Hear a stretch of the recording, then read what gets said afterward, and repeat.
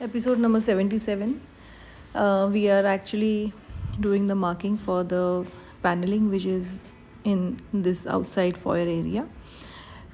In the kitchen, we have actually started with the edge finishing of the carcasses, as the acrylic shutters will be very soon be ready for installation on site.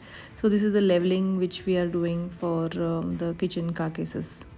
In the living room, there is a patch of false ceiling, the wall panning work, and here what you see is the paneling leveling which is going on extensively. I have used HDHMR sheets for the wall paneling.